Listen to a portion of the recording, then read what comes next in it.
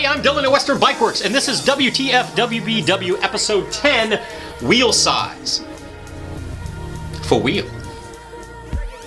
In our last episode of WTF WBW, we looked at the difference between 29 plus platforms and true fat bike platforms. And today we're going to expand the scope of our discussion and look at all the different wheel sizes standards for off-road applications. In the past 5 years, wheel sizes have multiplied like a pair of rabbits at Sandals, Jamaica. So we're going to try to parse out all the differences between those, the applications in which one wheel size excels. First, let's look at the venerable 26 inch. It has a bead seat diameter of 559 millimeters. This is traditionally used as the de facto mountain bike standard, and that's really more of an accident of history. Those early mountain bike pioneers in Marin County, Gary Fisher and the like, they used old Schwinn cruisers and adapted them to off-road applications, put moto brakes on them and things like that. And the size of those Schwinn cruisers was a 559 or a 26 inch in nominal size. Now, mind you, Schwinn did experiment with lots of different wheel sizes. They even had an S4 rim that had a 650B or a 584 bead seat diameter,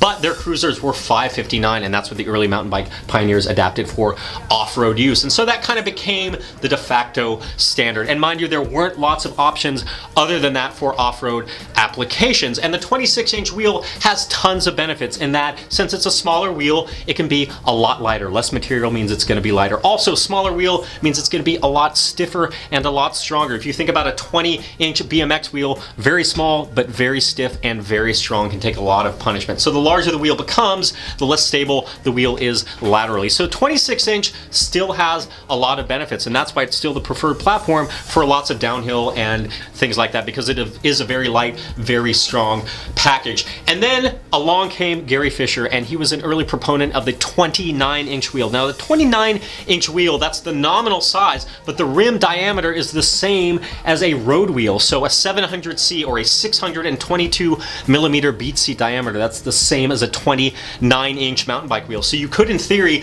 take a road bike tire and mount it on a 29er rim and vice versa, and it would fit fine. Now, there are some issues with the tire width versus the rim width, but in theory, you can mount a 29er tire on a road bike rim and vice versa. And the benefits of a 29er is with that larger wheel, the angle of attack when you encounter obstacles is less, so you can more readily roll over things. The other thing is, because of a larger tire, it means you have a larger contact pack, so traction, braking, climbing, etc. is vastly improved. Also, momentum, once you get those things up to speed, they really want to keep rolling. So potential downside, it's going to be a little bit heavier. Now, we have a lot of carbon 29er rims that are bringing the weights down, but by and large, the larger the rim, the larger the tire, it's going to be more rotational mass, so it doesn't accelerate as readily, but once you get it up to speed, it really wants to keep going. Downsides of the 29er platform: if you're a smaller rider, that's going to be a little difficult to get that perfect riding position. You might have to get a stem that has a rise and flip it over so you can get your bars low enough. Toe overlap issues are going to be a problem, so it might not be the best platform for smaller riders. It is a more stable platform though, because if you think about the bottom bracket height is the same between a 29er and a 26er, but the axle height is higher on a 29er, so that means that it's a lower center of gravity, so it's going to be a lot more stable. Never content to rest on its laurels, the industry looked at the 26 inch and the 29 inch and saw benefits in both platforms. It wanted to find a middle ground that took the benefits of each and combined them into one package. And what they found was deeply steeped in cycling history. It's the 650B. This is an old French designation, well known to people who do randonneuring and the like. This is a 584 millimeter bead seat diameter. So in terms of its size, it's right in between that 26 at 559 and the 29er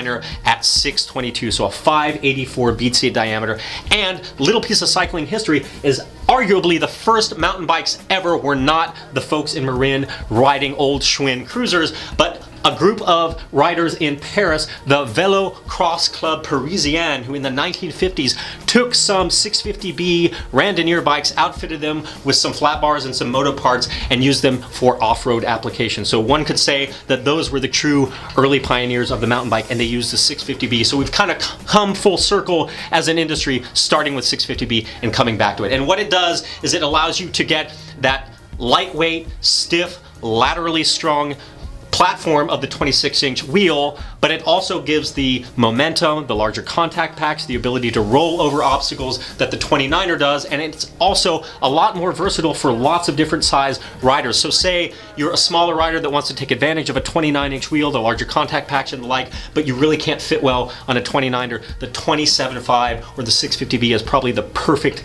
platform for that rider. And it's been widely adopted across the industry. All the major players in terms of components, tires, fork, frame manufacturers are moving to 27.5, even for downhill applications and enduro. That's becoming the de facto standard, so much so that the 26-inch bike is kind of going the way of the Dodo. Here at westernbikeworks.com, we carry a wide selection of tires and components for all these different wheel sizes. If you have any questions, be sure you give us a call or visit us at our store at Northwest 17th and Lovejoy, or in the Tiger Triangle in Tiger. And if you have a question for us at WTF, WBW, be sure you submit that at askus@westernbikeworks.com via our email, our YouTube channel, which is youtube.com/westernbikeworks, or through Facebook, through Twitter, or the next time we Periscope, send your questions in via comments. Thanks again for watching. Give us a call. Visit us at westernbikeworks.com.